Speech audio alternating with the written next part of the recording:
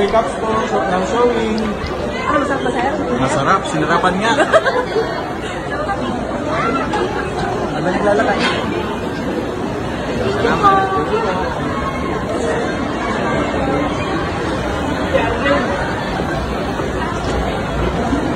Ito po yung 5 breakups, now showing po.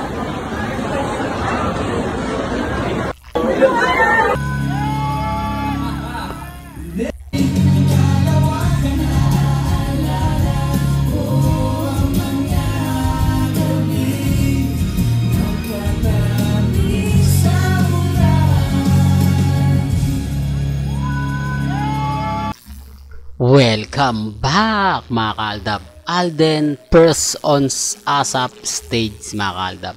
Pinagpepiestahan po itong pag-guest ni sabihin natin ni Alden Richards sa ASAP mga kaaldab. Kasi si Julia Montes kapamilya naman po yan. Halos araw-araw nga po yan napapanood sa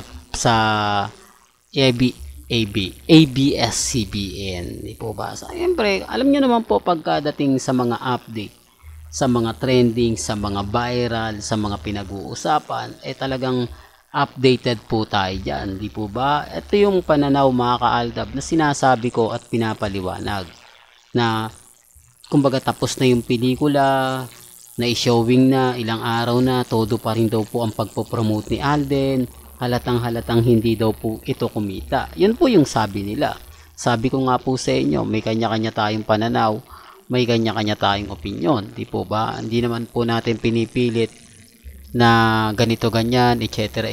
di po ba? Ang sa akin lang po, kung ano lang po yung latest, kung ano po yung trending, dun lang po tayo. Huwag po kayong basta-basta maniniwala sa mga sinasabi ng ilan at sa mga komento ng ilan, di po ba? Although sabihin na natin, talagang masipag lang mag-promote si Alden Richards di po ba? At papabor naman po ito sa industriya ng showbiz, sa mga producer, sa mga direktor, at syempre sa mga namumuhunan.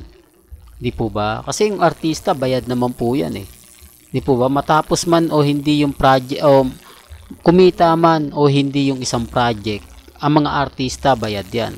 Kaya nga po kita nyo kahit nasa mall si Alden, talagang todo po yung effort na pinapakita niya. Totoo po yung mga kumbaga pinararamdam niya. Yun sinasabi natin mga kaaldab na pagmamahal. Di po pa pagmamahal ni Alden Richards sa mga fans, sa mga sumusuporta sa kanya. Kaya nga po, ewan ko lang po yung iba kung bakit galit na galit kapag nagre-react tayo, galit na galit kapag nagbibigay tayo ng update. Kasi sinasabi nila, nako, puro fake news ka lang. Kumbaga wala naman ebidensya yung binabalita mo.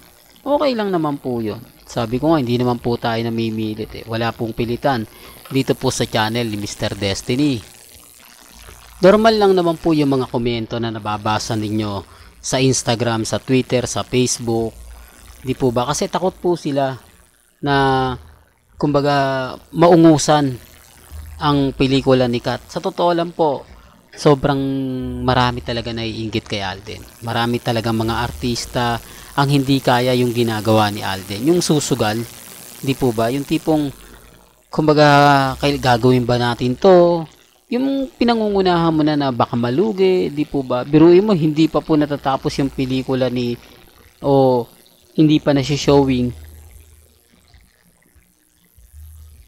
yung pelikula nila Julia Montes, meron na agad kasunod kay Sharon Cuneta, di po ba? Pero gaya ni sinabi ko, may kanya-kanya tayong opinyon, may kanya-kanya tayong pananaw. Alam po kasi ni Alden Richards kung paano makukuha yung kiliti ng mga manonood. Alam niya kung paano i-handle ang sitwasyon na kahit dinadown na siya, kahit binabash na siya, ganito pa rin. Nakakatuwa po kasi 10 million yan Di po ba?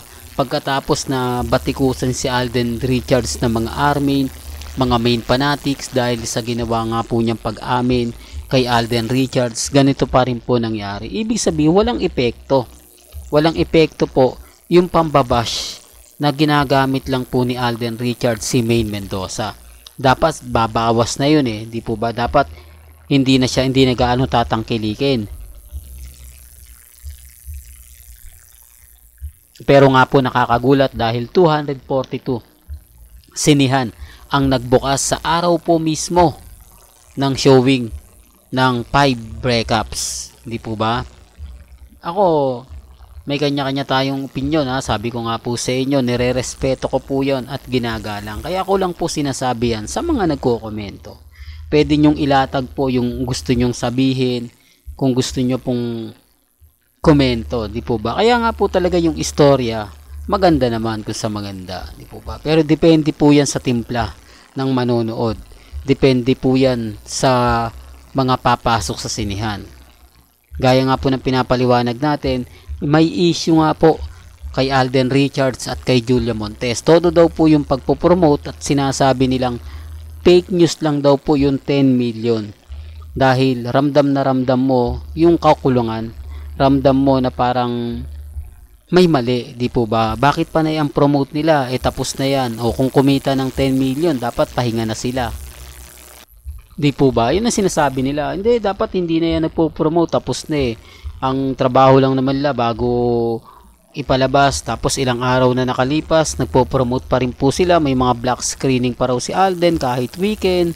Kahit daw po sinasabing dapat ito'y pahinga na. Dapat nagsisimba pero hindi Trabaho pa rin po raw. May black screening na naman. Tapos nasa sa ASAP. Ang dami pong komento. Di po ba?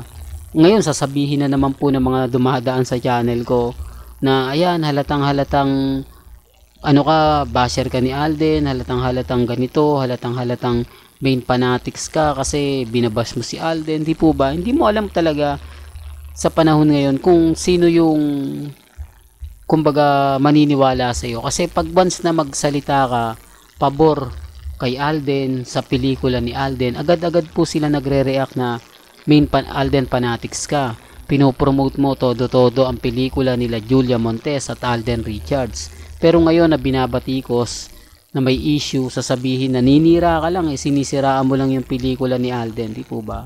May mga bagay-bagay po talaga na mahirap po talagang ipaliwanag. Lalo na nga po pagdating dito sa social media. Sinasabi ko lang po ito para po sa kaalaman ng lahat, para lang po sa mga dumadaan at bumibisita. Well, hanggang dito na lang po yung updates natin Kaya kung gusto nyo pa po ng pinaka-latest at sariwang update, abay tutok lang po kayo sa channel ni Mr. Destiny para updated po kayo sa mga latest at sa mga bagong video po na ilalabas po natin maya-maya lang. Kaya kung bago ka lang sa channel na to at isa kang true-blooded Aldab Nation na nagmamahal po kila Mengay at Isoy, tama po ang channel na pinuntahan mo, kaya consider na po kitang bagong subscriber.